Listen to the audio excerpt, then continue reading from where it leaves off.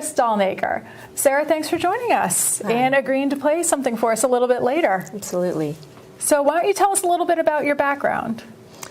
I'm a classically trained cellist, so I grew up playing from the age of 7, then went to conservatory for 4 years in Ohio, then did my grad degree in Texas, and then ended up finding my way out here for my work. New England is a good place for classical musicians. So, you said it's better than other parts of the country? That's the reputation we have? Yeah, okay. Absolutely. Yeah.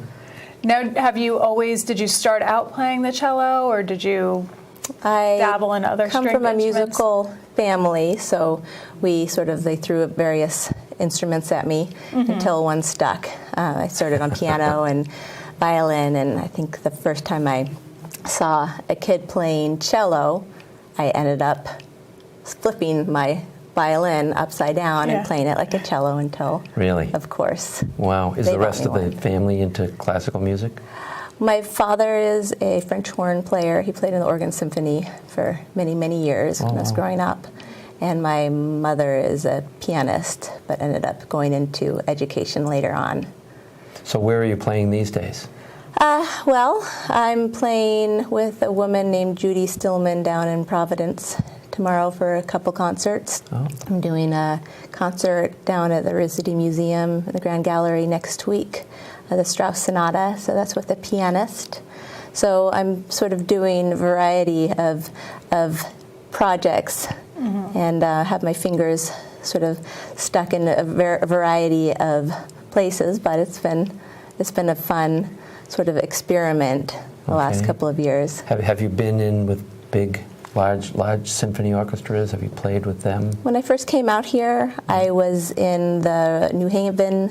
That was what the New Haven Symphony Orchestra is. What got me to New England. Oh.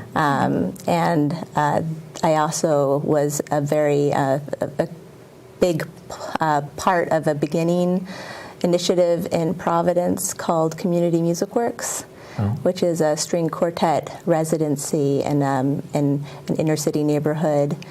It's sort of like a string quartet in a university setting. Yeah. They perform, they teach.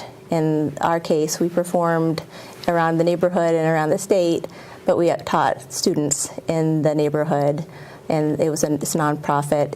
They're free lessons. We did a lot of fundraising, and so it was a string quartet, which is 2 violins, viola, cello. I'm sure everyone's familiar with that arrangement, and it's chamber music. So I started when I was 24, playing in the Providence String Quartet, and that was really my formative sort of career moment as a chamber musician versus an orchestral musician.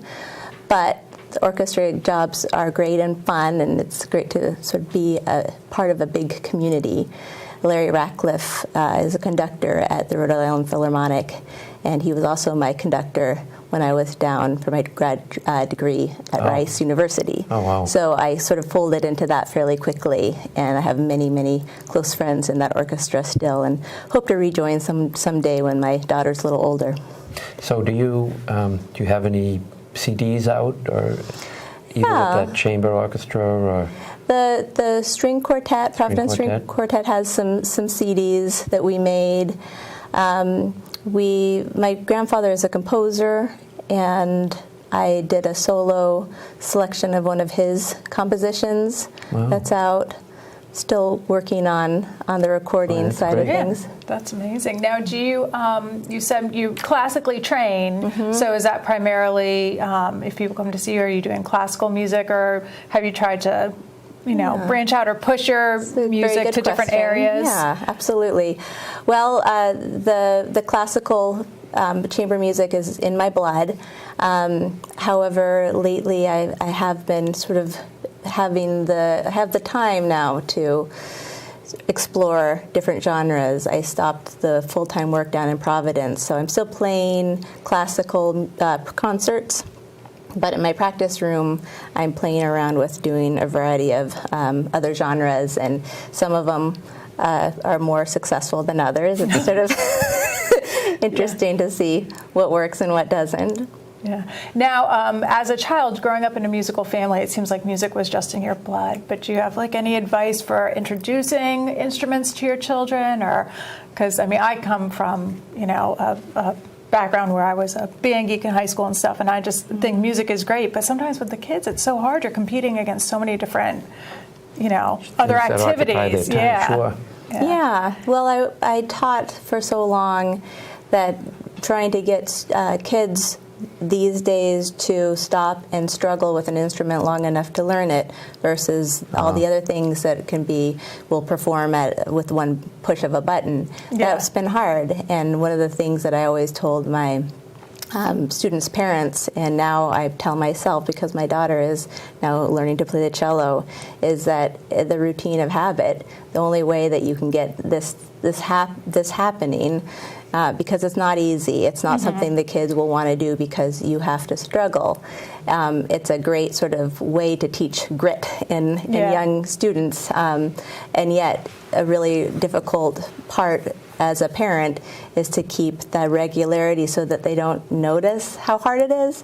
As we know, like you exercise for a month straight, everything's fine, you stop for 4 days, and then it's really hard. Well, it's the same thing with an instrument. Anything that pushes you like that, if you just get that, even if it's just 5 minutes, if you get that every day, it becomes sort of routine, and then they get good, they start enjoying it, and the ball gets rolling. But in the beginning years, there's not a lot that comes back. My daughter had a soccer game after her very first practice ever, and in our sort of line, you'd teach a kid for like 2 years, have them practice before they have their first performance.